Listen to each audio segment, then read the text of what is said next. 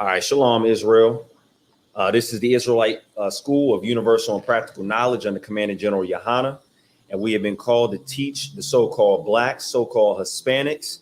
And when we talk about Hispanics, we're going to go over some stuff about our Mexican brothers and sisters because they're getting a raw deal. But our Hispanic brothers and sisters, Native American people, and we teach them that we are the lost sheep of the house of Israel. And with that being said, I'm going to go ahead and give a little bit of time for everybody to get, their pens, their pads ready, a drink if they want to. And then we'll be right back with you. I'm just going to play a couple videos and then we're going to jump right into it. Always sip on my own. Don't need you all in my zone. Spend so much time alone while I'm riding trap on my chrome. Always sip on my own. Don't need you all in my zone. Spend so much time alone while I'm riding trap on my chrome. Been out of these streets, nigga trying to eat while I duck police. Own family stealing from me. I'm mama told me to pray, but white Jesus can't save me. Get him away from me. I don't know what to say.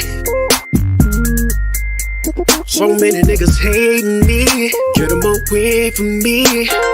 Always sip on my own. Don't need you all in my zone. Spend so much time alone while I'm riding trap on my chrome. Always sip on my own. Don't need you all in my zone. Spend so much time alone while I'm riding trap on my chrome. Always sip on my own. Don't need you all in my zone. Spend so much time alone while I'm riding around with my chrome. Always sip on my own. Don't need you all in my zone.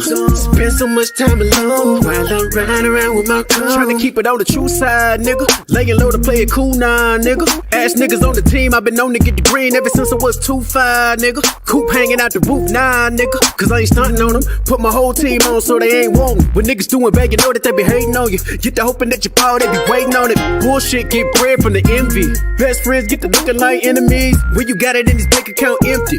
Perfect recipe to brittle out of jealousy.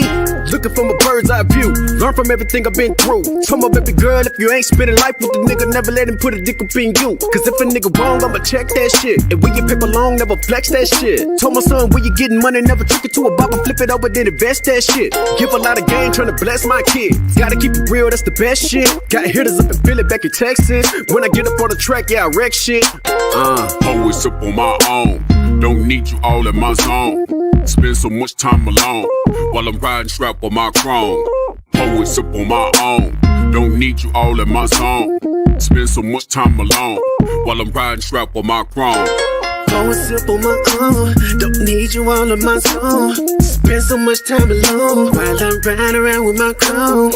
Always sip on my own. Don't need you all in my zone.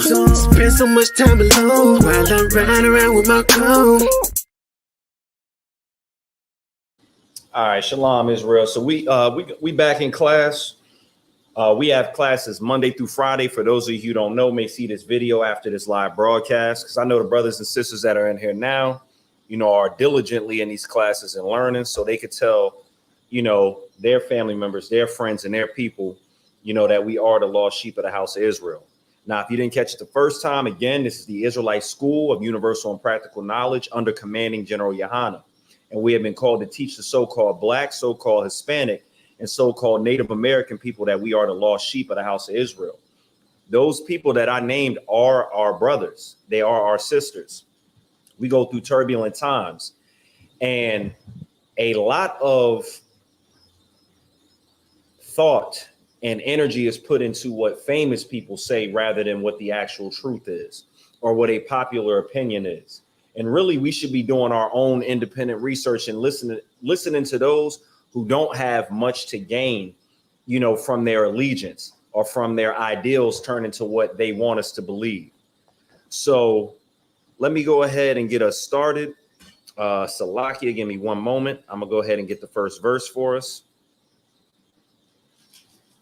Or as a matter of fact, here's where I'll start. I'll start with a common misconception that us being separated by race or by ethnicity or, culture is a new concept. because these are not new concepts. And what scientists and historians are trying to say, you know, to kind of cover their tracks, is that this is a new concept that, you know, anthropologists wanted to separate us into our genetic markers and kind of separate us that way. But that's not actually what the case is. The Most High God separated us. And you can start to tell that certain people, because of the bad rap and the constant misinformation or the constant stuff that we see in the news about Black people, or just the overall feel of being Black in any country, it's negative. So a lot of Black people don't even want to be Black. I listen to Kevin Gates say if he ever comes back reincarnated, he does not want to come back as a Black person. And I probably said that on this broadcast before in other classes, but that was amazing to me, to have so much hatred for yourself. You'll even hear Black people say things like, I don't got no problem with no oppressor, because most of the times it's another Black person, you know, doing, you know, that to, you know, to another Black person. And really, you don't hear, you know, Caucasians talking about white on white crime. You don't hear Asians talking about Asian on Asian crime. If you live in a certain community, those people in those community that commit crimes are normally going to commit them against their own people. But there's a phenomena that's shown, and it's called Black on Black crime. And realistically, we would be a lot less violent if we weren't trying to be like the oppressor. So, you know, real quick, I'm gonna play a clip, and then we're gonna break into these scriptures. Kaash, if you could, if you can look up a picture of Neil deGrasse Tyson, and I'm gonna play a video of him saying something. And you won't be able to see his facial expressions, but you'll be able to hear it in his voice. It's almost as if you can feel that he doesn't like to be considered or called Black. And he says it without saying it. I can read it all over him. And some people can deny that fact, but that's exactly what it is. And while Kaash is pulling that up, I'm gonna get to a quick scripture, because we are, you know, scripture based. We read these scriptures because we have to prove all things. So this is Ecclesiasticus chapter 13, verse 15. It says, every beast loveth his like.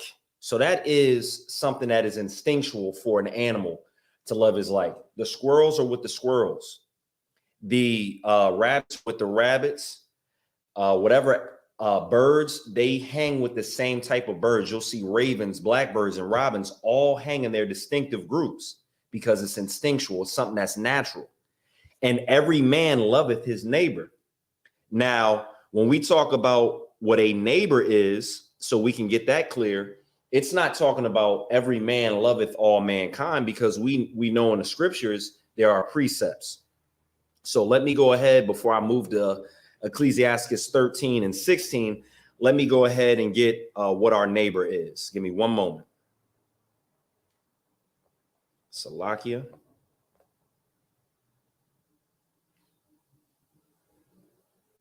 And you can go ahead and put that picture of Neil deGrasse Tyson when you get a chance. The water. So that's Neil deGrasse Tyson.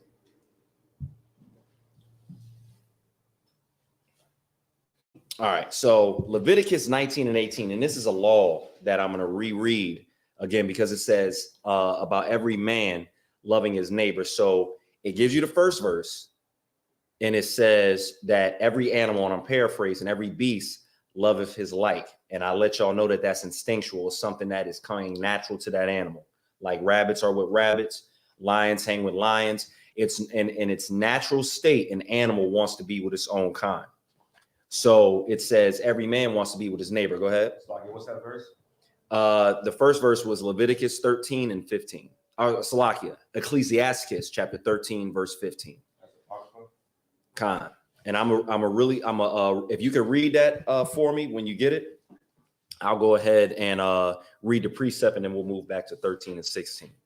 And the whole point of this is to show you that these new concepts that men have, as far as believing everything a scientist says, because there is such thing as science. We're not this weird cult or some weird organization that just believes in magic, or believes that there doesn't have to be some type of work, or we don't believe that science exists. No, we believe that science exists, but our faith is in the Most High. What we know is that science can be faulted based on who's reporting and what findings that they have based off of how they feel, because we've learned that this oppressor has lied over time. But Kaash, you can read that for me when you have a moment. Khan. This is Ecclesiasticus, chapter 13 and verse 15. Every beast loveth his light. So every animal wants to be around his own kind. Continue. And every man loveth his neighbor. Every man loves and wants to be around his own kind. Now, some might say, well, no, that's not what neighbor means in this context. Let me get you the precept. So this is Leviticus 19 and 18. And this is a law, because this is the law class. Thou shalt not avenge nor bear any grudge against the children of thy people. So this is being specific. We heard the animal wants to be around their own like. And then in this verse I'm reading, it says, thou shalt not avenge nor bear any grudge against the children of thy people, but thou shalt love thy neighbor as thyself. I am the Lord. So your neighbor is the children of thy people. The children of your people are your ethnic group. Right. That would be your race. That would be your nationality, your nation of people.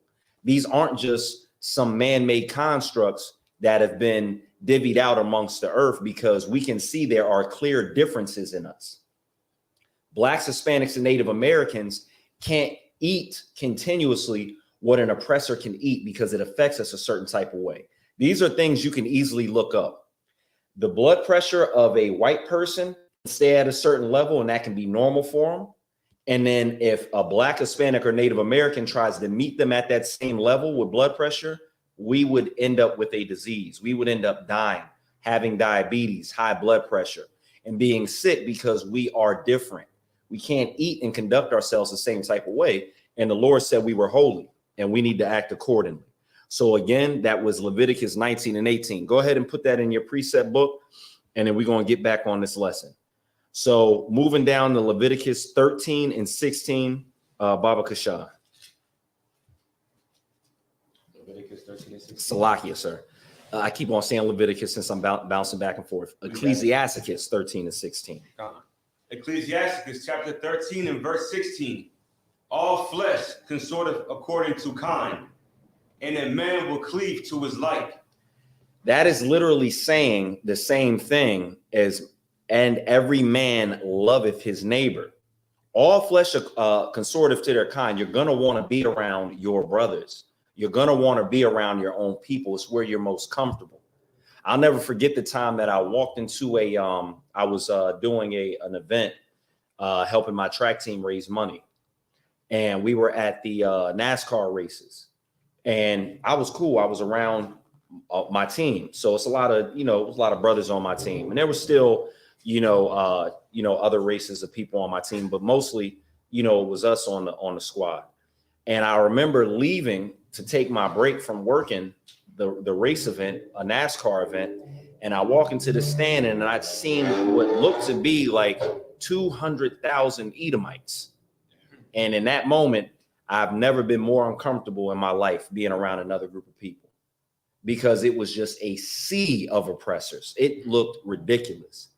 Every man wants to be around his own kind naturally. Right. Now, America wants you to strip yourselves of what the Lord naturally told us how we're supposed to be. But that's not the case, and that's not how it's supposed to be. Let me go ahead and play you what Neil deGrasse Tyson says, because what he says is contrary to the Lord. This is where these scientists have these really big heads, but it's filled with air. Let me go ahead and play this for you. I got it on a link. My mother's from Nigeria. My dad's from England. So I'm up. So you have somebody that has a podcast, and he says his mother is from England. His dad is from Nigeria. So he goes into it. And listen to Neil deGrasse Tyson, the scientist. He's supposed to be a brilliant scientist. Let's listen to what he has to say about race and ethnicity, because he mentioned something, but Neil deGrasse Tyson, like most people, group race, ethnicity, and nationality. You can tell he's grouping it all into one thing, which is fine.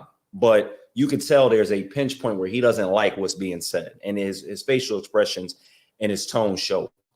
Dual ethnicity, or whatever the technically correct term is. It's called human. Okay, I'm a human.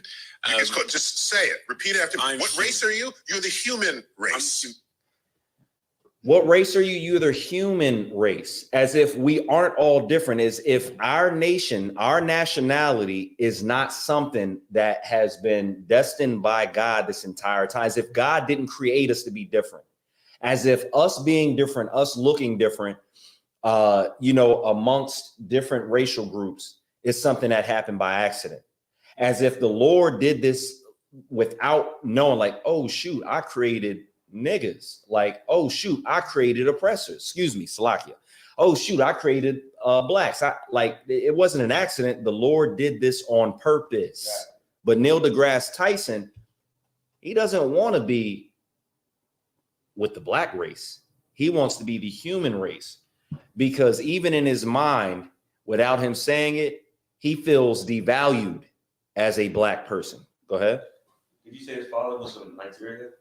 The podcaster said that. Oh. Neil deGrasse Tyson doesn't say what he just says. He's from the human race. Okay. The podcaster is a Hamite.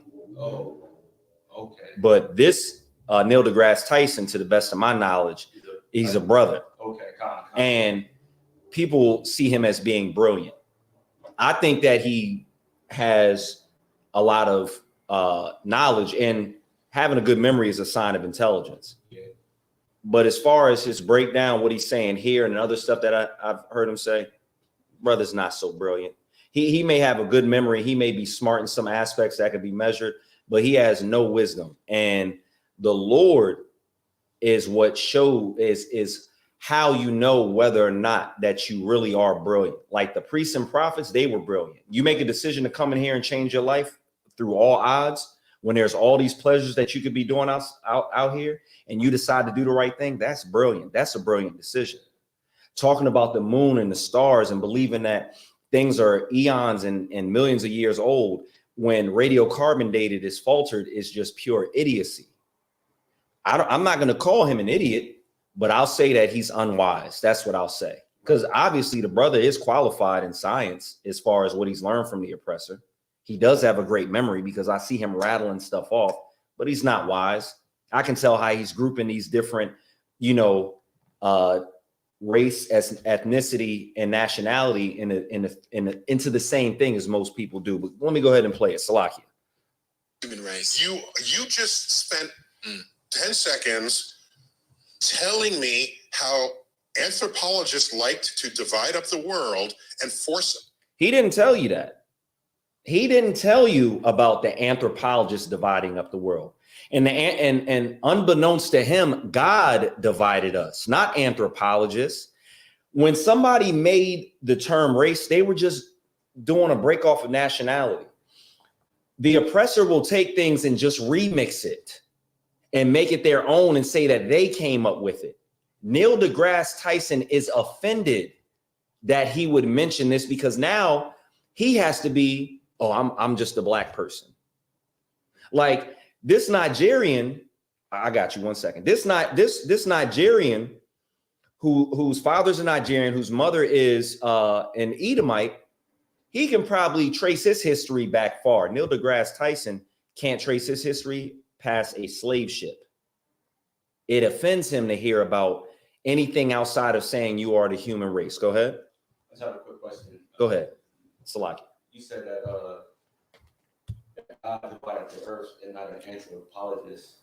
Right. What's that? An anthropologist? Yeah. That's somebody who just studies, and let's get the definition, because I'll give you a layman's term and then we'll get the definition. And anthropology is like the study of like different race and cultures, and they've divided and decided which groups to put certain people in based off of their I'm about to give you another term, phenotypes, like the type of hair, their color, their skin. That's what anthropologists have done. Let me get the definition though.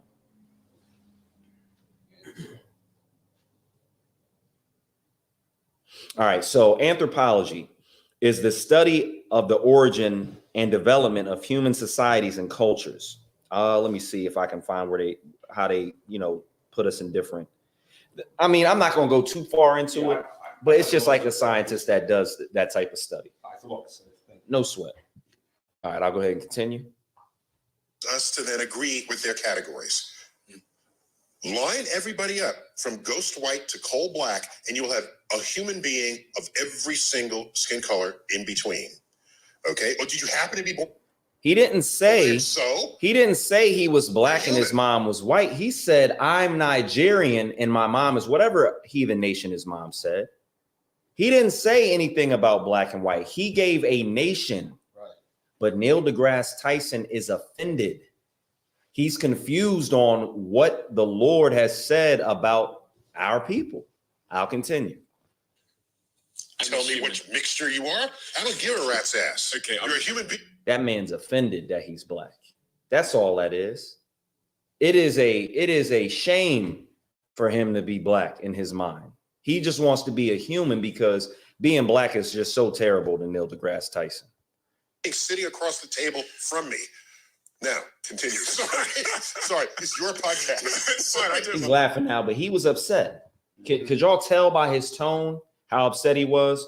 So I just wanted to point that out because a lot of things get misconstrued. So let me just read off and rattle off since we covered ethnicity, and then I'll go with nationality because Blacks, Hispanics, and Native Americans, we come from the same nation, the nation Israel, but there's 12 tribes within that. We're going to have, different features, different phenotypes. Some brothers are going to be darker. Some brothers are going to be lighter. Some brothers are going to have curlier hair. Some brothers are going to have straighter hair. But we're still the same people. We still have a common forefather, which is Jacob. And we should know that so we can treat each other better and not be confused and let this devil pull different tactics on us that I'm about to read in the Willie Lynch letter, because that's what's going on with our brothers and sisters now.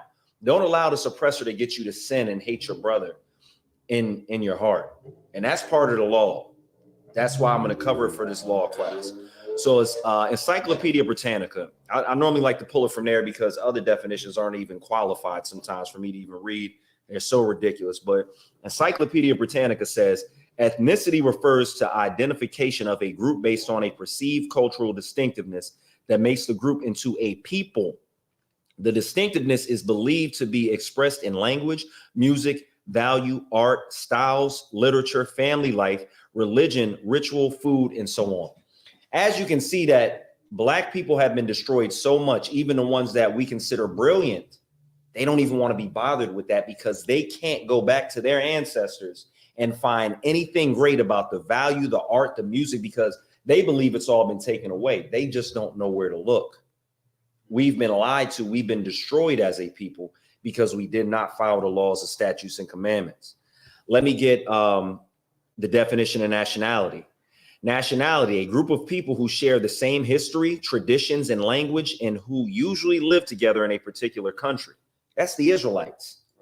We are Israelites, Blacks, Hispanics, and Native Americans. So when you have something that was stripped away from you, your heritage, you're going to have a feeling of being devalued, and you're not even going to want to be a part of that. You're going to say stuff like race is the stupidest thing men ever invented. Well, okay, but nationality was invented by the Most High God because he separated the nations. He is the one who decided to put Blacks, Hispanics, and Native Americans into a nation, or excuse me, he's the one that decided the children of Israel were a nation. We just call ourselves so-called Blacks, so-called Hispanics, and Native Americans. But the reason why I'm trying to fill us in on this is because we have famous people like 50 Cent and others who are upset that Mexicans have crossed the border and that the United States is giving them crumbs. Do you know how much the Ukrainians got? Do you know how many Ukrainians have come over here?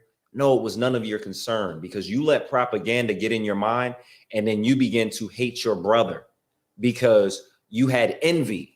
You were jealous because they were given something and you let this oppressor dangle a piece of food in front of you and then give it to somebody else. And then your heart was broken. You were upset when that oppressor was never going to give you that piece of food in the first place. You had a question? No, I was going to say, literally, I have about like 4 or 5 different news apps, notifications turned on, and like CNN go off the most. And literally one of the things that I seen the other day was the U.S. decided to fund Ukraine with $50 billion of military packaging, warfare, material, whatever. Are they showing need. any negative thing about that when they're presenting that information? Are they putting it in a negative light? They just put it in there. And like another thing is they're also backing the Israelis over there. Absolutely. They're Which giving them is- money too, right? Yes, That's they're what we giving gonna them go money into. and sending them anything they really need. Everything. And we got our people over here still being oppressed, never had any Right. reparations ever. So it's all just ridiculous. When I grew up, and my parents, my father had to get more than one job. My mother had to go to school. We qualified for food stamps. So it was there was no card. That's how old I am. I don't know if you remember, have you ever seen my mom food had stamps? one. Yep. Yeah, card. So no, I'm talking food stamps. It looked like fake money. Oh man. Food stamps. That's how far I am back. You remember that? A little bit. Okay. But now there's a card. Have you ever seen what's the card called again? Damn, I forgot. When you get the benefits from the state, I mess this up every single damn time. No, not for the baby, because I even had that when I was young, raising my son. I forgot what it's called, but we all know what those benefits are, where you get that money on the card. Mm-hmm. And you waiting and you call to see how much money's on there. There's probably an app now or something. But have you ever seen a Ukrainian or an Israeli in that type of line going to get them state benefits? Nope. Or that help? Nope. But when I went there, when I lost my job, I saw Mexicans in there right with me. I saw Jamaicans and Haitians in there right with me. I would see the oppressor in there, the American oppressor in there, but I didn't see no little hats in there. I didn't see no other countries or Indians or I didn't see that in there because they get treated differently. Let's go into it. Slovakia. Where are we? So Neil deGrasse Tyson, he had an issue with that with race, and it's confusing. But let's go into something. This is Isaiah 13 and 14, if we could read that. Because we need to learn that eventually this thing that you think is a fake social construct, when you can clearly see the differences, you can identify somebody, what nationality they are by their bones and their blood. It is not something that science put together or anthropology put together. It's something that the Lord designated. It's the way he separated us. And that's how it is from the beginning of time. No matter what some oppressive scientist says and acts like they created the very being of race, it's just not so. So Isaiah 13 and 14. You want me to get it? If you got it now, if not, I 13 can. and 14. Isaiah 13 and 14. This is the book of Isaiah, chapter 13, verse 14. And if you could just read just a little bit louder. And it shall be as the chaste robe, and as a sheep that no man taketh up, they shall every man turn to his own people. So this is talking about a turbulent time where it's going to just be a lot of craziness happening. And then it says every man shall turn to his own people. This is Isaiah. This is way back in the day. This is Old Testament. This is before Christ. And this is talking about how every man shall turn to his own people, because everybody back then knows you have your own people. Continue. And flee everyone into his own land. So when the day of the Lord comes, everybody is going to want to be around and with their own people. It's going to be instinctual. Let's move to Amos 3 and 2, and then I'll read something and we'll come back.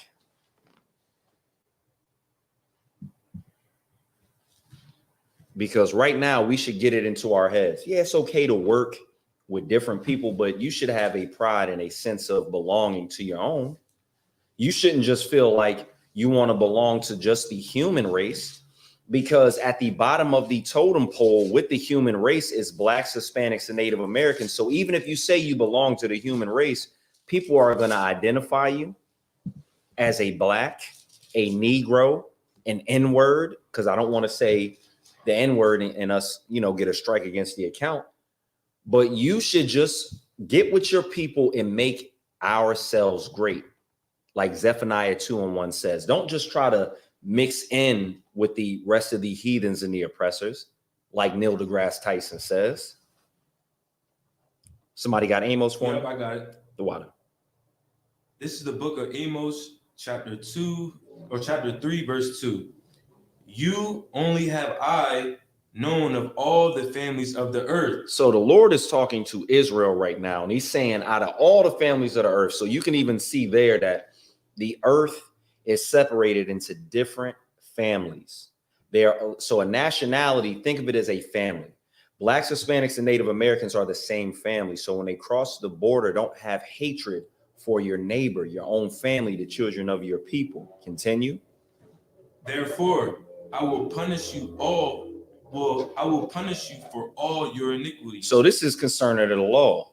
So the Most High knew the Israelites. So because we transgressed the law and he knew us and we had a covenant with us, that's why we are punished. That's why we're the lowest on the totem pole. That's why a brother like Neil deGrasse Tyson or Kevin Gates doesn't even want to be a part of the family of blacks, Hispanics, and Native Americans, because we didn't listen to the Most High. And now we're being punished for our iniquities. Black is a byword. It has a negative connotation with it. So when somebody says he's black, immediately somebody has a negative thought in their mind. Normally, black male, black this, black out. Like it's something that comes negative. It's a byword. We're a byword now. Let me go ahead and get what 50 Cent had to say about our Mexican brothers and sisters.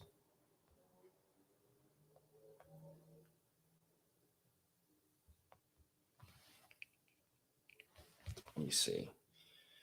Salakia, one moment. And I meant to pull this up earlier to have it. We got a lot of articles, but I'm not going to read the whole thing. Can I find it? I might not be able to find it. But anyway, I won't even find an article. I'll just continue.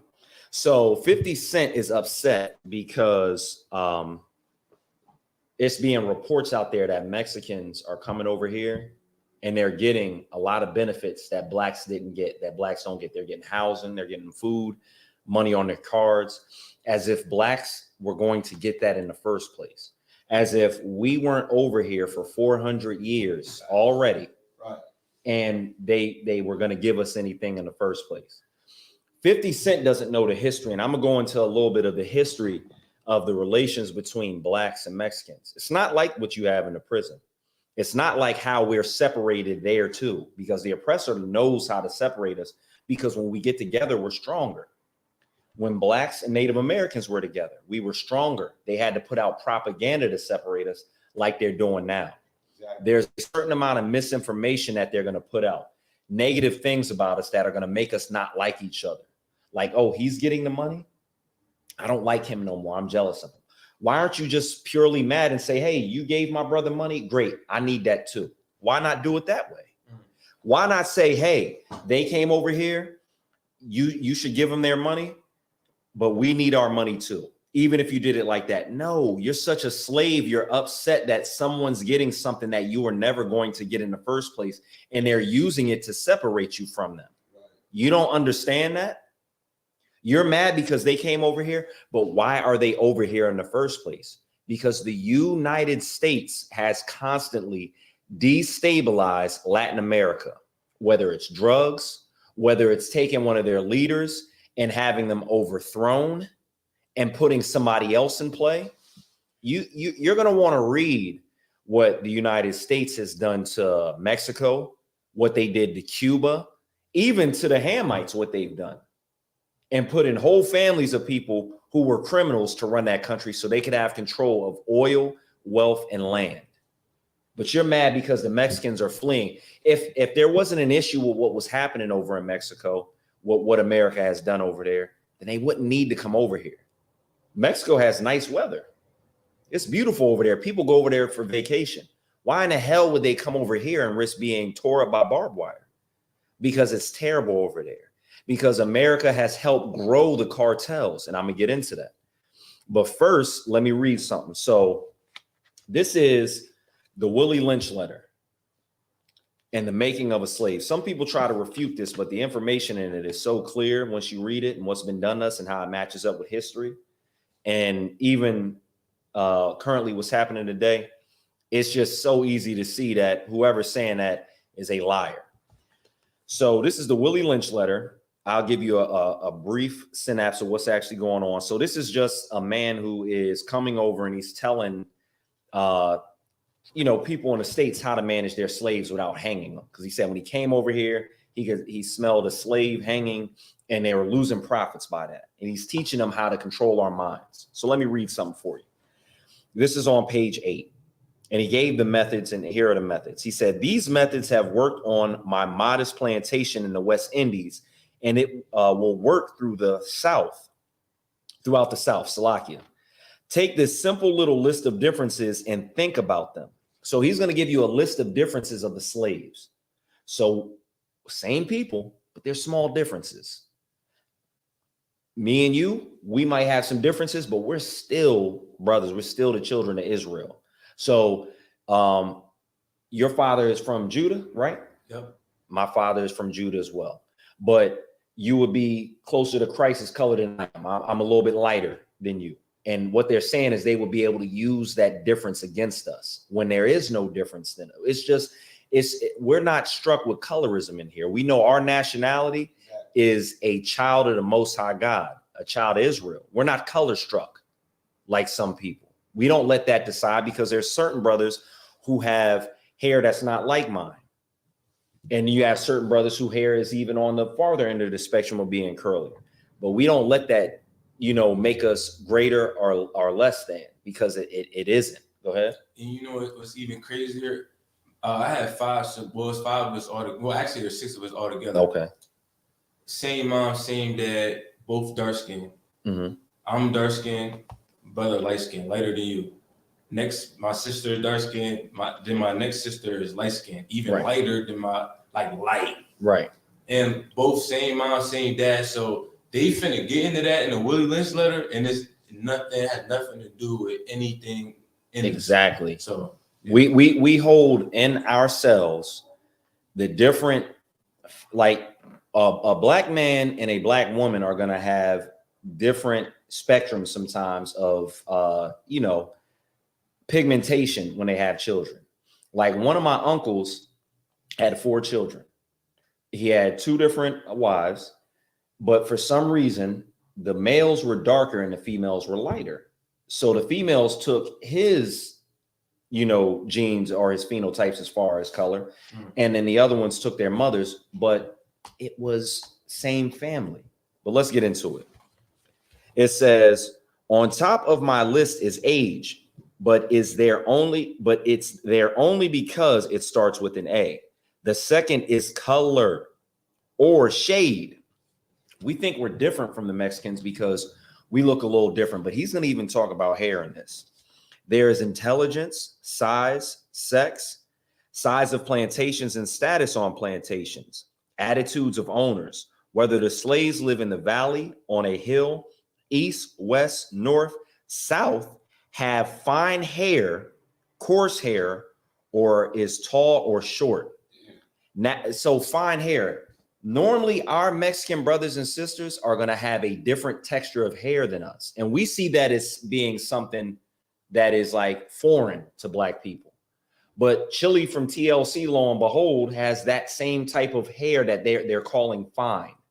That's a straighter grade of hair. But this oppressor would use that against us, and we use that against ourselves today. Let's keep reading. Now that you have a list of differences, I shall give you an outline of action. But before that, I shall assure you that distrust is stronger than trust, and envy stronger than adulation. Adulation is not a term or a word that we normally use, but that's just like something when you're flattering somebody or giving them praise. That's what adulation is. Respect or admiration. So they're saying the envy. So they've taught us to envy each other, and that is the strongest thing that they've used against us, and they've said it in the Willie Lynch letter. We envy the Mexicans because they're getting money.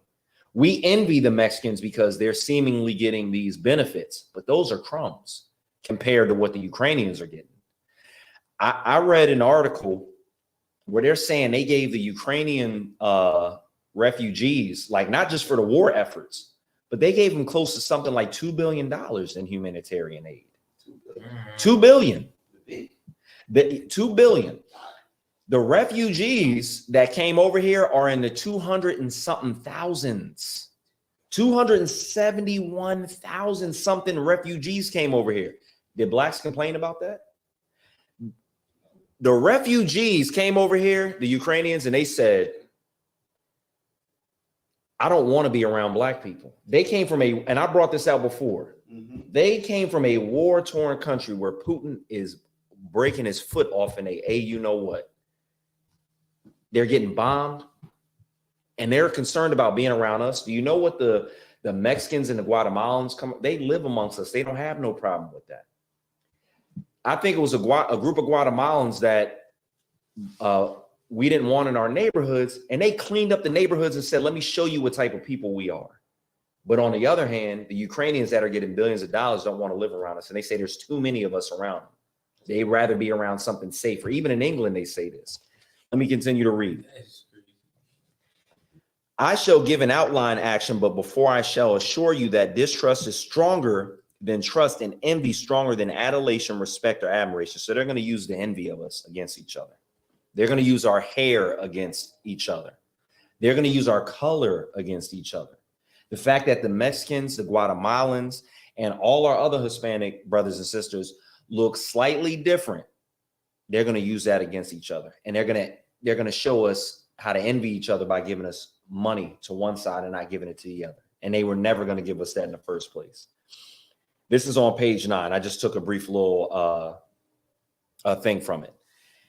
It is necessary that your slaves trust and depend on us. We depend on this oppressor. We go to them for everything. That's biblical.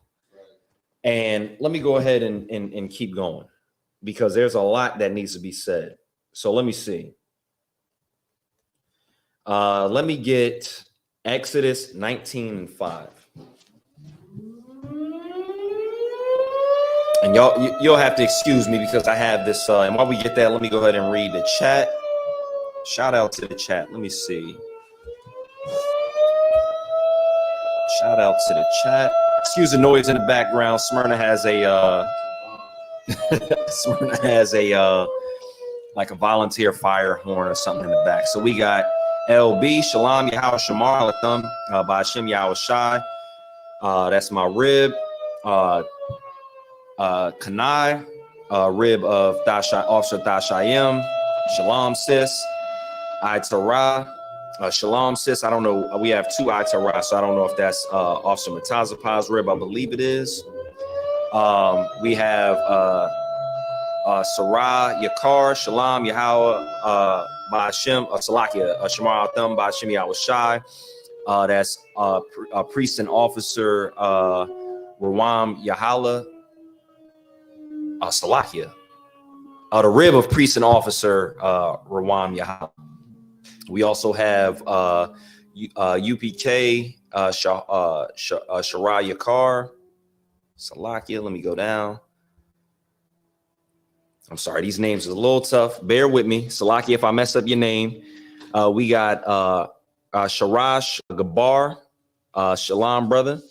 Shalom Yabashim Yashar Brakatah.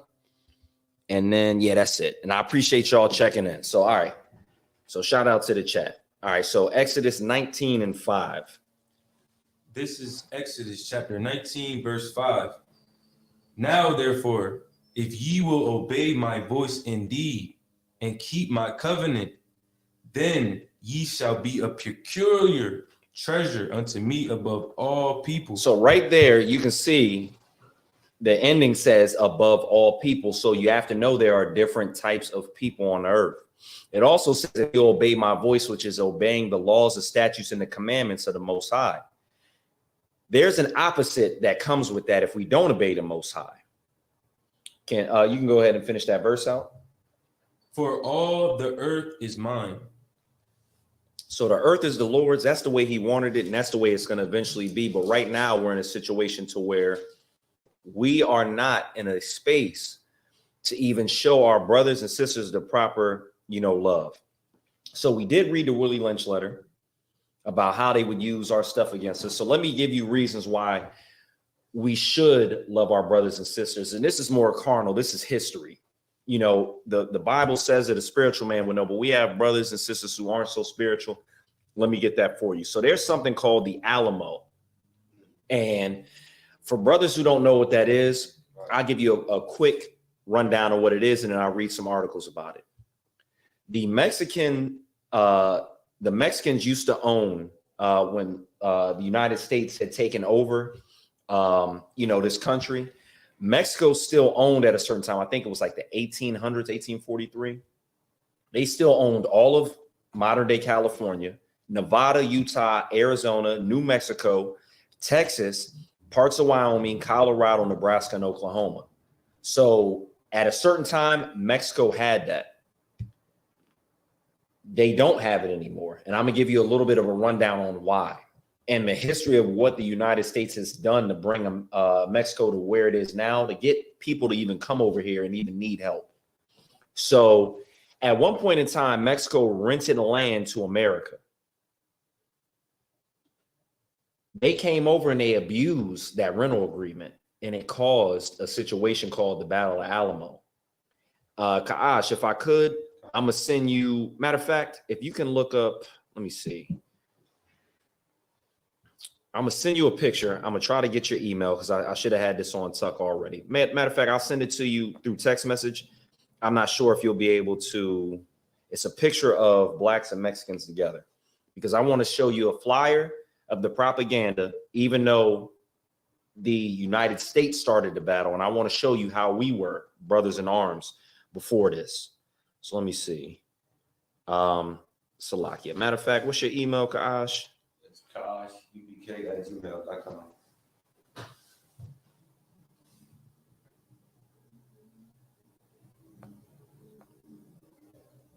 KASHUPK@gmail.com.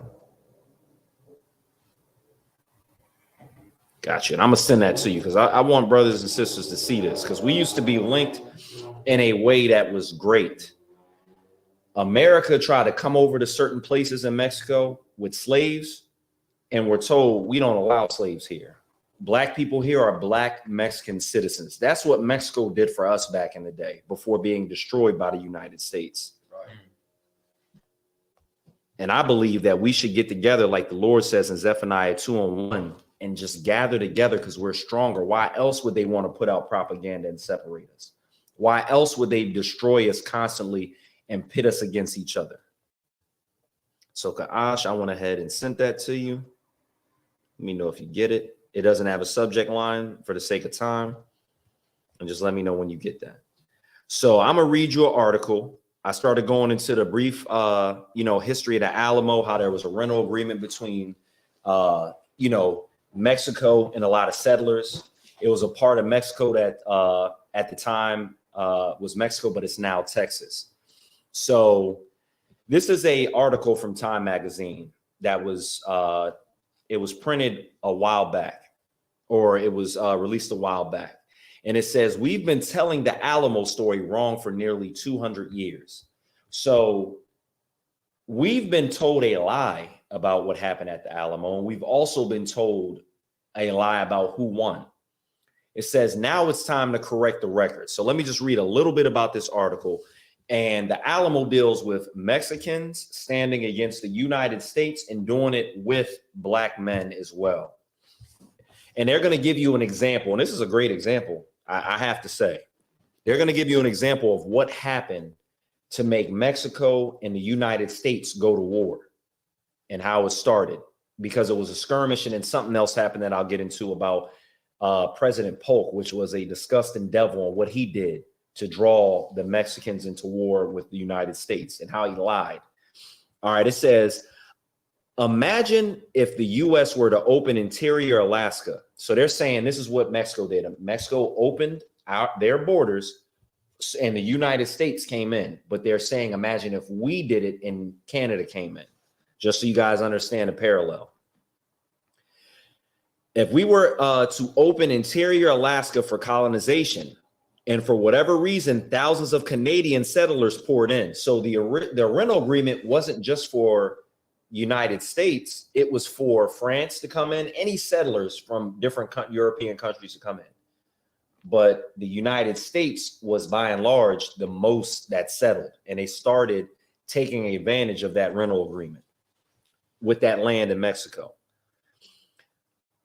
For whatever reason, thousands of Canadian settlers poured in, established their own towns. So you're renting somebody's land and you start establishing your own town.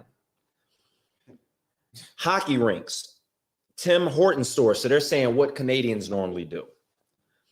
When the U.S. insists they follow American laws and pay American taxes, they refuse. So they're drawing a parallel. So Mexicans, yo, you are making your own town, United States, but this is our land. We're renting the land out. You can't make your own town. You need to pay taxes. And then America refuses to pay taxes to the Mexicans. When the government tries to collect taxes, they shoot and unalive American soldiers. So they're saying, well, Canadians did that to us. So what they're letting you know is the Mexicans were so gracious to rent their land out. The United States settlers took advantage of it. And we got some other people in different lands in Palestine doing this as well. Just they're calling themselves settlers and they're taking people's land. But when the United States was over there, the Mexicans tried to enforce the laws that they had in their own land, and then they were unalived. It says, when law enforcement goes after the killers, the colonists, backed by Canadian financing and mercenaries, take up arms in open revolt. So the United States broke the law in that land, took advantage, killed soldiers or unalived soldiers that were doing their job after they broke the law. And then when they went after them to seek justice, they were funded by the United States. How would America feel if that happened to them? Because it happened to the Mexicans. And that's how Texas was established, or at least a part of it was established. When the Americans brought in slaves, Mexico told them, our Mexican brothers told them that slavery was illegal. The United States lost that battle that they had because there was a battle of the Alamo.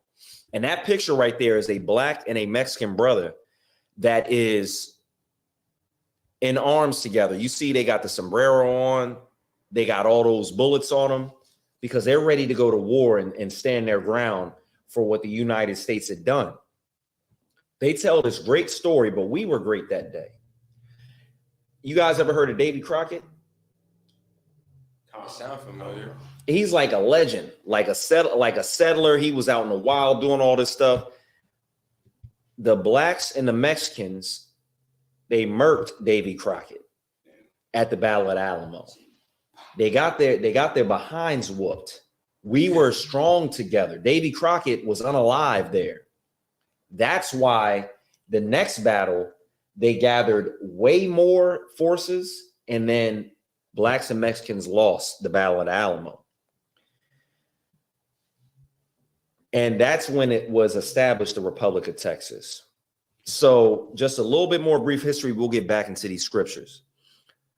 There was a president at the time called Polk who sent a small group of soldiers into a certain part of Mexico because you had the Republic of Texas, but then there was uncharted territory, which was disputed land. Like, okay, the Mexicans, they gave up certain parts of that land, but now there's disputed land.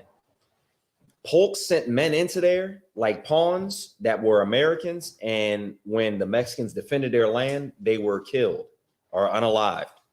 So Polk did that on purpose to draw the United States resources into war, knowing that they had more resources to go against Mexico. He used his own men, and I'll give you a quote from what Lincoln said, because Lincoln wasn't the president at the time. Lincoln stated, accepting Polk's rationale on why they were going to go to war has Congress allowing the president to make war at his pleasure, because he wasn't right in what he did. And even somebody like Abraham Lincoln recognized that. All right, let's go to Micah 2:1-2 to go ahead and get a little bit of scripture on that. And then we got a few more scriptures. I want to get into what was done to our brothers and sisters, and make sure that we're not sinning against the Most High by having an issue with our Mexican brothers and sisters.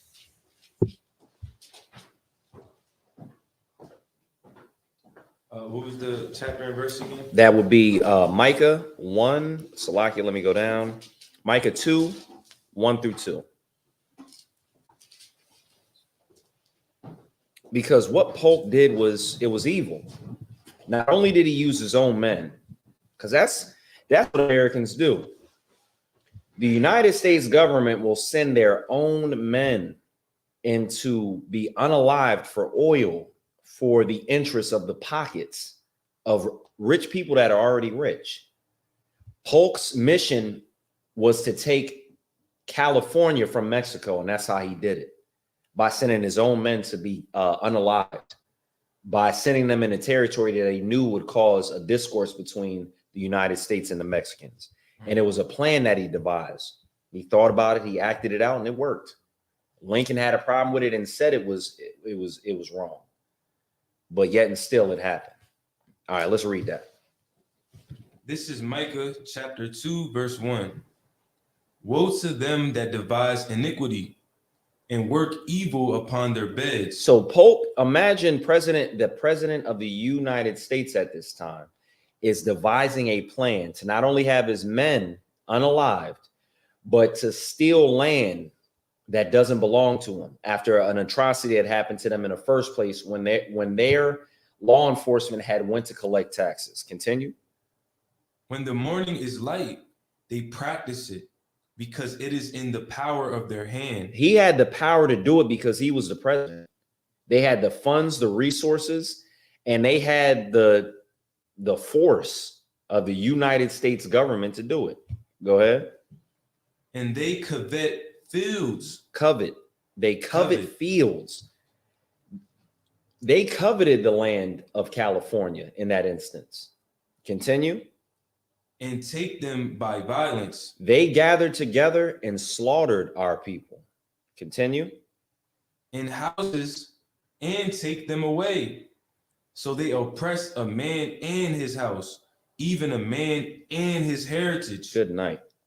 This is everything that President Polk did. And we look as Christians at this place as a great upstanding place, and it's really just a whore of Babylon. That's what this place is. It is a great whore that commits fornication with many nations, commits violence, and does a lot of different things. But then we hate our brother for getting scraps. When Ukraine, their people are getting 2-point-something billion, and then their country is getting 200 billion. Like, I don't want to say 200 billion, but it's high 100 billions from the United States. But we act like we were going to get that money. We were never going to get that. Let me see. If you can hold Leviticus 19 and 17, I'm going to go ahead and read a little something. And this is to give you a little insight on why our Hispanic brothers and sisters are fleeing. There's an article in it, and it says, "Fleeing a hell the U.S. helped create." This is an article that's out. All we have to do is read. So this is The Guardian. Let me go ahead and read a little bit of this. So this was published back in December of 2018. And here we are in 2024, and brothers still don't know that the United States have created this problem for our Mexican brothers and sisters. We still don't know this, but yet this was published back in 2018. The title of it is "Fleeing a Hell the U.S. helped create: Why Central Americans Journey to the North." And this is U.S. foreign policy. This is an article about it. All right, let me go to the reader view so I can get it. All right. So it says, let me go ahead and skip down. I'll just start at the top. It says, Jacqueline Call McQuinn, the 7-year-old Guatemalan girl who died this month in U.S. custody, is the latest victim of a long dysfunctional relationship between the U.S. and its southern neighbors. that has cost countless lives over the past half century. The forces driving ordinary people to leave their homes and put their lives at risk. That's what our brothers are doing. Why else would you cross a river with your child? You don't even want your child to be near a pool alone. You don't want your child to be in there without a safety vest, like floaties or something. You don't want them in the dark. You don't want them around stuff that even you would be around. But to have to cross a river in barbed wire, you know you're fleeing some terrible times in your own country. Let's continue to read. Crossing deserts with smugglers to get to the U.S. border are deeply rooted in Central America's history of inequality and violence, in which the U.S. has long played a defining role. I'm not going to read too much into it because we have a lot of things going on, but there's books that you can read that have something to do with it. And there's a book that I heard mentioned, and it's called The Overthrow. And it talks about how the U.S. government has helped overthrow different countries for their interests. And we can see time and time again how the U.S. has played a role. You're mad because they're coming over, but we created the problem here in the U.S. Or not we, but the heathen has. That's why they're over here. Tyler Perry and people like The Rock have supported Ukraine. But do you see them supporting the Mexicans, the Guatemalans? The U.S. didn't create those issues that they're having in the Ukraine, in Israel. But yet Tyler Perry and people like The Rock and other black celebrities would send jets and money and show their support openly. But when the U.S. just goes ahead and turns their nation into like just utter chaos, I don't see their support. All they have to do is read. Go ahead. Also, I wanted to say, like, especially at this point in time in America, like, I just feel like they don't even need to have the need to want to do stuff like that for another nation, especially like the Mexicans, right? So I want to ask, like, do you believe, like, they also trying to, like, buy their time kind of, like, you know, as far as, like, the scriptures go, like, they know that if they keep doing all iniquity, they will be doomed, like, you know, sooner than what they would. So yeah, if I could, what you're saying is because this oppressor has a short time, that's the reason why they're doing all this stuff. Right. Or like, you know, all hell breaking loose all around the world for a war. Right. Going on everywhere. Right. They're creating problems for their own interests, or they'll destabilize the country and make it have chaos so they can say we're going in to control it. So there can be some sense of peace in that place. But really, they created the problem so they can get money out of it. Really, they're separating us because they know we're more powerful together. Really, the devil is going to rage on us because they have but a short time left. Their numbers are shortened. They can see that different things are happening.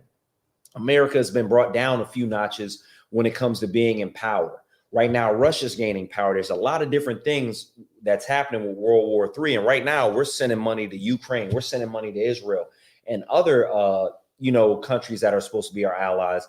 But it's weakening the United States. And that is a prophecy. And that's good insight that you got there. Salaki, I'm going to read another article. Let me see if I can find this article on, let me see, to show you how the United States plays a role in what they've done in Mexico. Let me see. Give me 1 second. Let me see. Let me go to it. All right. So this is an article that was printed a while ago as well. This is the Business Insider. And this is something that was published back in 2014. So you got an article from 2018 that brothers could have read. You have an article from 2014 that brothers could have read. But yet and still, we don't have the ability in our minds as people to look at this place, America, the United States, with a more critical eye than we do. We just let them say things, and we think the only thing that they have is a little issue with racism. But their foreign policy and what they do to our brothers abroad is just absolutely disgusting. So this is an article from Business Insider, and the headline says, confirmed, the DEA struck a deal with Mexico's most notorious drug cartel. Let's read what they did, because this is crazy. It says an investigation by EI Universal found that between the years of 2000 and 2012, the U.S. government had an arrangement with Mexico's Sinaloa drug cartel that allowed the organization. So this is the U.S. government had an arrangement with a cartel.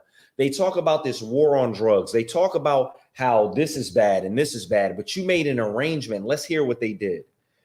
They allowed the organization to smuggle billions of dollars of drugs, billions, not hundreds of thousands, not even thousands, not millions, billions of dollars of drugs, while the Sinaloa provided information on rival cartels. That's not an even trade. Information for bringing over billions of dollars of drugs is not an even trade in the least. It says Sinaloa, led by Joaquin, aka El Chapo. So this is saying El Chapo. So what I'm getting from this is now you want to arrest El Chapo. Remember when El Chapo was in the news? He's this and that. Yo, you struck a deal with this man.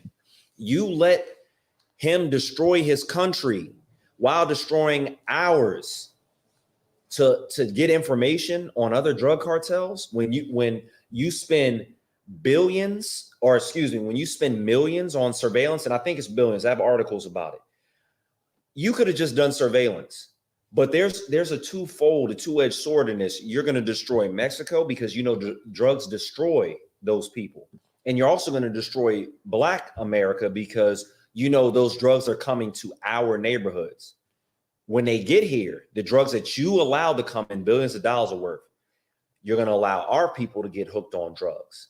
You're going to allow our people to be unalived by people who are selling these drugs, and our communities to be destabilized for information. And you let El Chapo do this, and now you want to paint him as some terrible villain when you're the man who helped him rise so high. Guzman supplies 80% of drugs entering the Chicago area and has a presence in cities across the U.S. Where are these drugs going? You let El Chapo bring all these drugs in, hurting his country and ours for information. There have been long allegations that Guzman, considered to be the world's most powerful drug trafficker, coordinates with American authorities. The only reason why El Chapo is that powerful is because the American government rose him up to that status. And you're upset because the cartel which America helped rise, that is destroying their country, has caused them to come over here. And you're mad when America gives them a little bit of money? When billions of dollars of drugs, 80% went into Chicago, where Chief Keef, King Von, what's the man that they have the name, the Grim Reaper, Lil Reese? You created these type of people. These brothers wouldn't be who they are without drugs destroying their community and not having fathers and being sent to jail. The Mexicans wouldn't be fleeing over here and needing anything from the United States had they not been destabilized, had they not went to war with the United States back in the 1800s when they tried to fight you off. And you have idiots on the internet who have an issue with them coming over here when America caused a problem in the first place. If you don't know history, if you don't know why they're over here, you should shut the hell up. You shouldn't be speaking. You should rap. You should act. You should play football and basketball. But when it comes to foreign policy and wisdom and what should happen and who should get what, you should shut the hell up, because you're not bringing this stuff up. The ISUPK under Commanding General Yohana is bringing this up. Right. We're doing the research. We're reading the scriptures, and we have the solutions. But you have gang members who want to tell us that we should stop doing things because it puts our people in harm. But you have the cartel and gang members working with the U.S. government, destabilizing our brothers and sisters abroad to where they even need the United States help, and then being mad when they receive it. Are you out your damn mind? Let me read that one more time. Guzman supplies 80% of drugs entering the United States abroad, including Chicago. And you have an issue with that. Let me go ahead and move on.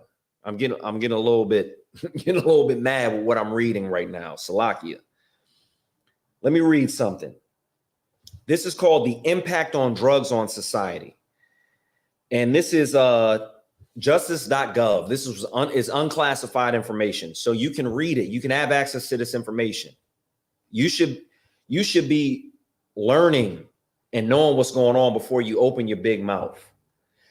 I'll give an example of something. I was reading, like I do a lot of like reading on Instagram. Like you can find a lot of stuff on there as far as like different articles and what's popular.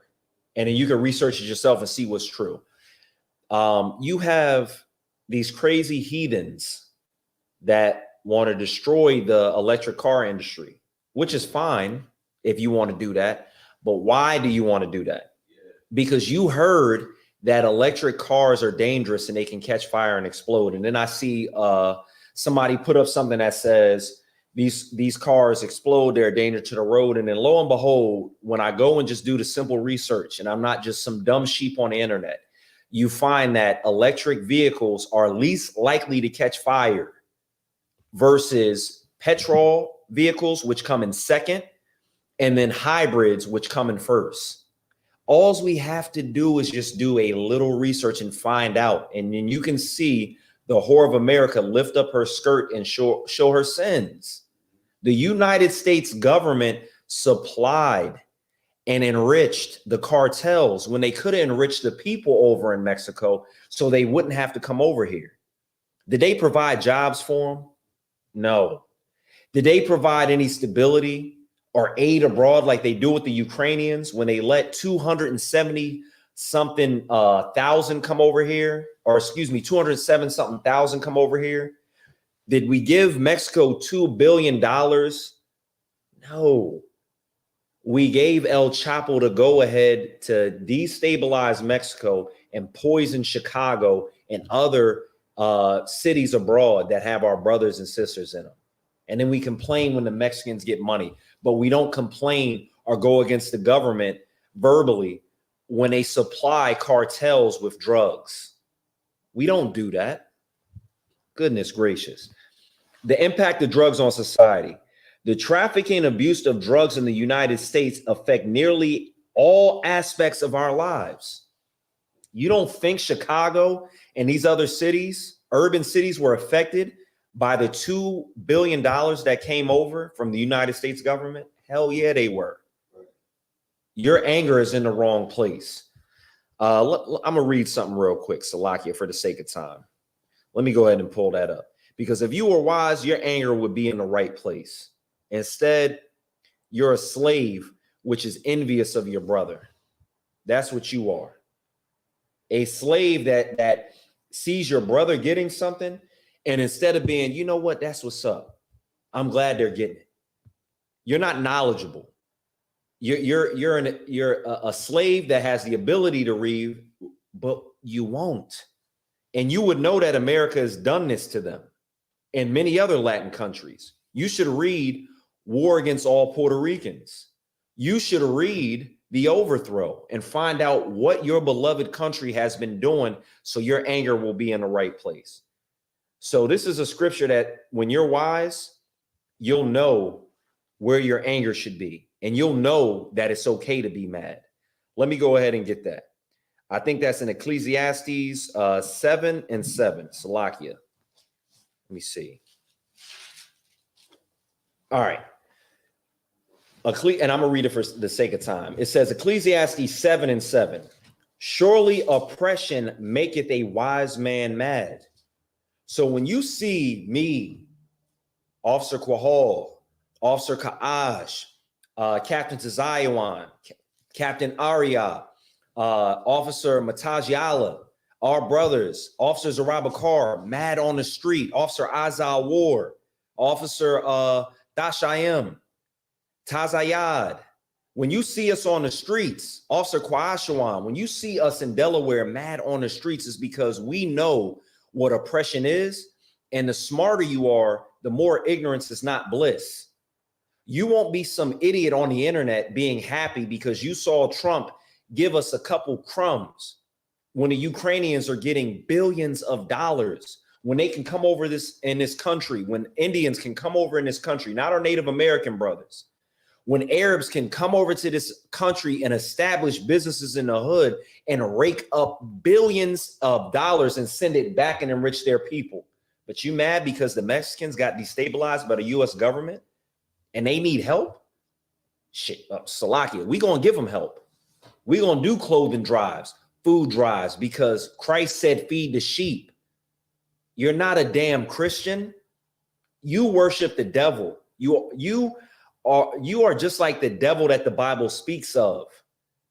You will literally be mad and want to snatch the crumbs out of their hand when they deserve so much more. They deserve the world like you do. Exactly. We deserve the world, but we have to earn it from the Most High. Ecclesiastes 7:7 again says, surely oppression maketh a wise man mad, and a gift destroyeth the heart. These rich people that speak on behalf of Ukraine and Israel, they've been destroyed by the gift of our oppressor, of being rich and being accepted. I don't want to be accepted. I don't want to be equal. I want the world too. It would be nice to walk out my door and not have to think in the back of my mind, how am I going to react when a cop goes pop by my house and says, hey, what are you doing around here? In my own neighborhood. I don't live in an apartment. I live in houses that the cops can run through and they can say, what are you doing here when you own the house in that neighborhood? They can go to the apartment complex that my brothers live in and say, what are you doing here when you are living in that neighborhood? Or if you live in a very nice neighborhood. That's not ruling the world. For God's sakes, it would be great to not have to walk out the house and deal with that type of stuff and then further oppress my own brothers and want them not to get money when it's not their fault where they are. Come on, man. Let me continue. We get ready to wrap it up here soon. The water for y'all, keeping up with us, and being in the class. And we got young man Kevin in the building as well. Shalom, brother. Yahweh Bashem Yahshua Barakatah. All right, so this class is about the law and the misconception about race and who our Mexican brothers and sisters actually are. So, like I said earlier, the United States not only stole land from Mexico in the past as they did our Native American brothers and sisters, but they helped destabilize it with drugs and putting leaders in there that they could control. Tyler Perry, The Rock, other of our brothers have decided to not support our Mexican brothers and sisters, but they've supported the oppressor. When the Ukrainians are the children of Nazis. Right. They are the children of Nazis, but that's what you support, and you're an idiot. You are someone who can be bought. I don't want to be around that. That's why I'm in the ISUPK. That's why I don't want to be accepted by the oppressor, because I'm not going to be bought. If you look at the show Blackwatch that Commander in General Yohana has, you'll see episodes where they talk about how early on in the game, when ISUPK was out, the small hats tried to offer them sacks of cash to stop teaching the truth. And they were not bought. I'll follow a leader like that. Right.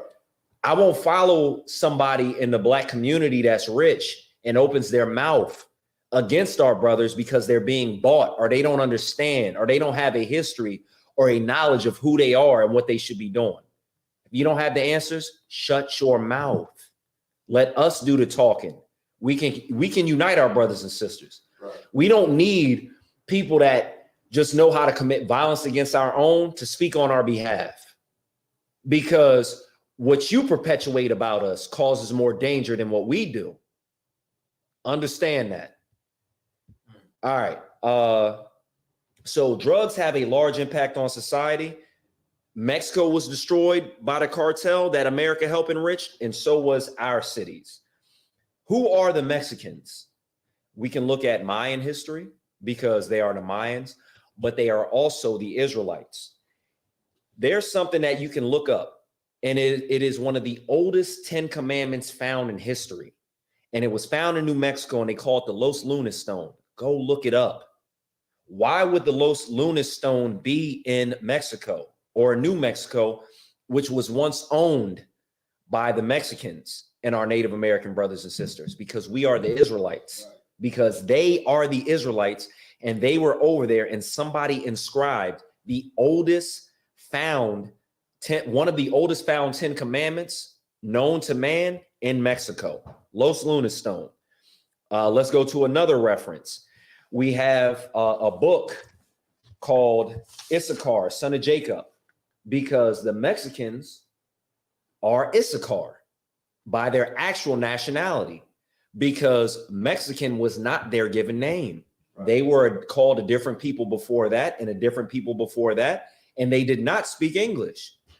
There are literal written historical events that show that they spoke a different language before they spoke Spanish, when they were conquered by the Spaniards. So the Spaniards are oppressors. They are Caucasian. They gained their independence from the Caucasian oppressor, the Spaniards, and then they had to fight America. Doesn't that sound just like what we had to do in Haiti with the French? They are brothers. So Captain Katazai has an excellent book. You should go ahead and get it. There is something that brings home who the Mexicans are, and I'm going to read it. So this is page 20, and it starts off and it says, Stella from Campeche, Salaki if I pronounced that wrong. It says a Mayan dignitary exhibited in the National Museum in Mexico City. So this is a national museum where you can find this information, but you don't see it. This is not something that you readily see.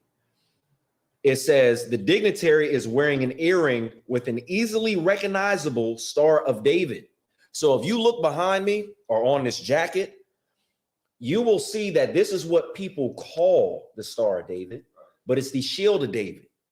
And Captain Katazai was able to explain in his book that a Mayan dignitary, which is a Mexico in Mexico City, had this on his earring.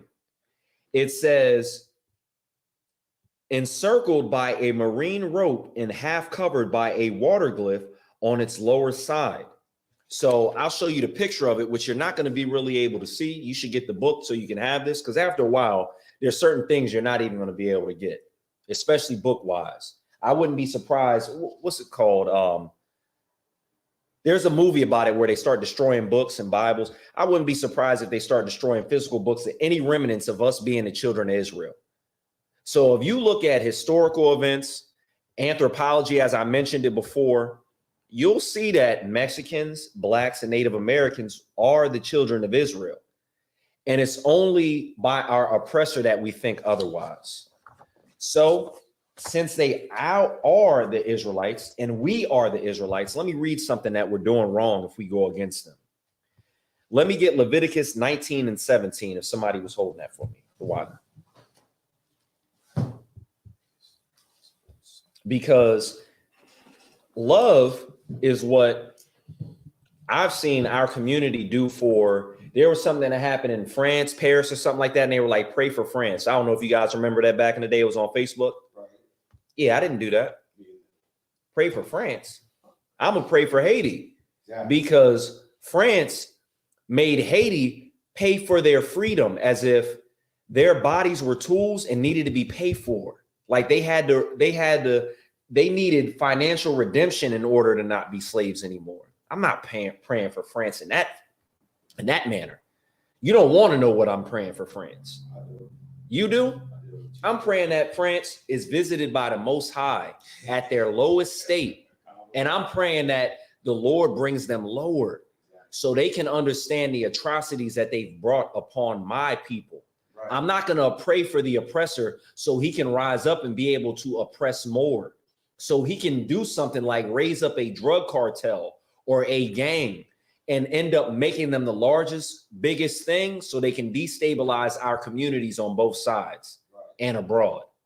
You go ahead and pray for France. and see what the Most High delivers unto you.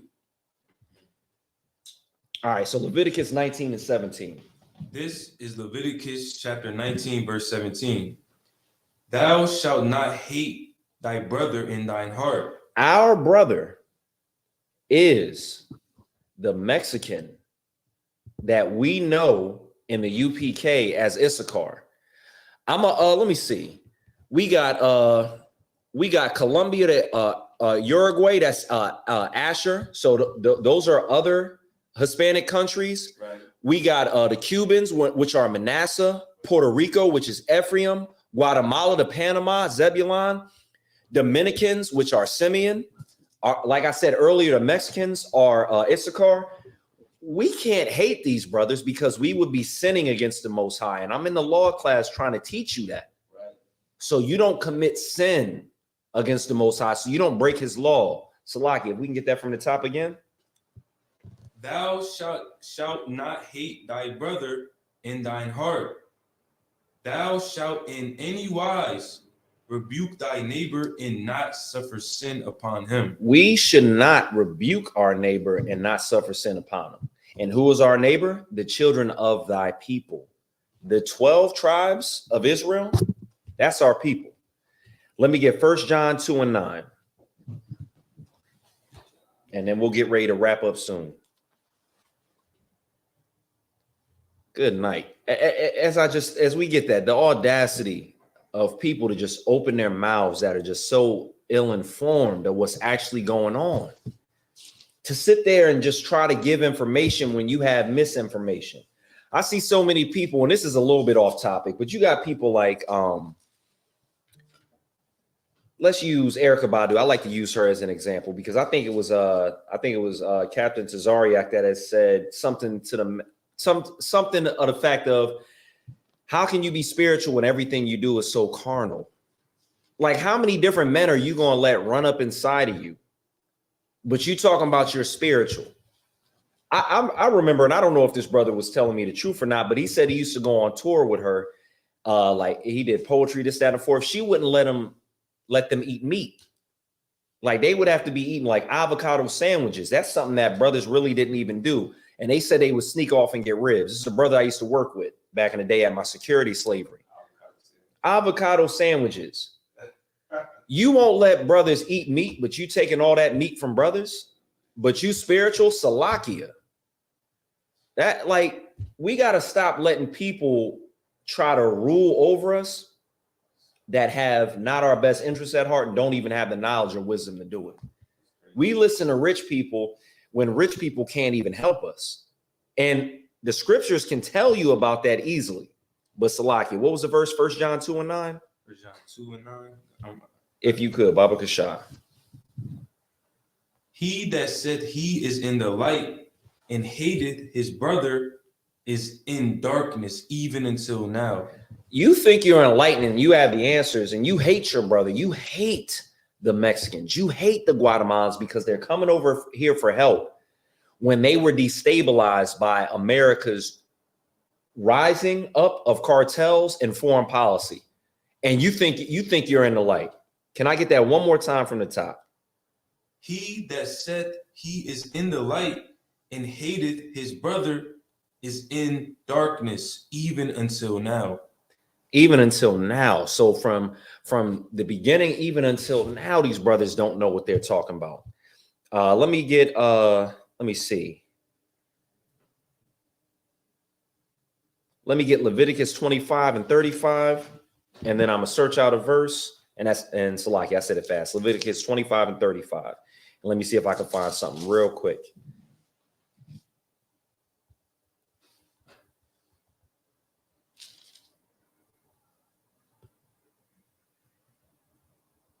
Because at the end of the day, we shouldn't let money guide who we deem is somebody who should be speaking, on what we should be doing as a community or as a people or as a nation. Let me see. And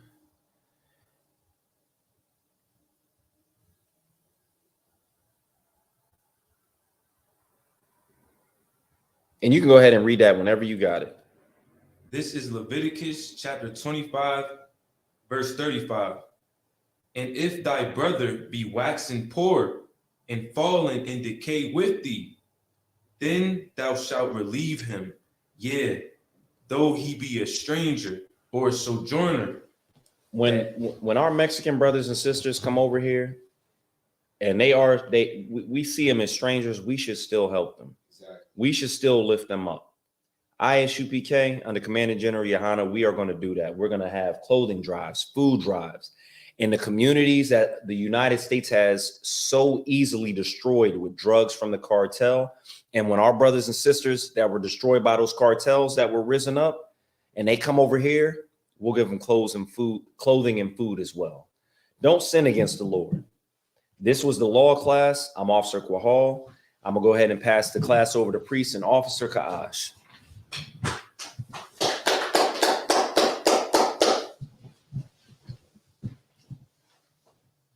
This is the ISUPK security announcements. Rules for new brother and sister.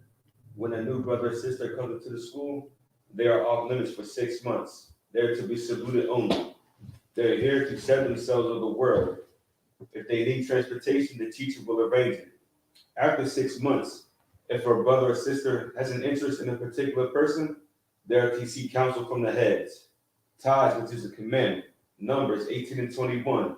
Malachi 3, 8 through 10.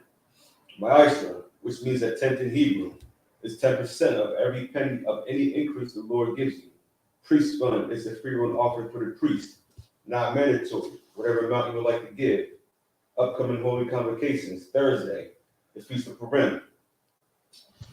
If any brother wants to be a trooper in the school, start wearing black boots, shirt, pants, headband, and scarf. And with that, men of Israel will say Amazing, which means to stand. Men of Israel, Amazing Shabbat, Amazing, Barak, Yahweh Bashim Yahshai Barakatham. Yasmatah, hands down. Sorry, turn and face the sisters. The sisters, Amazing. Men of Israel, Amazing Shabbat, Amazing, Barak. Yahweh Shamar El Athon by Hashem Shemi Yahushai. Yahushai. Sorry, dismissed. Most High in Christ.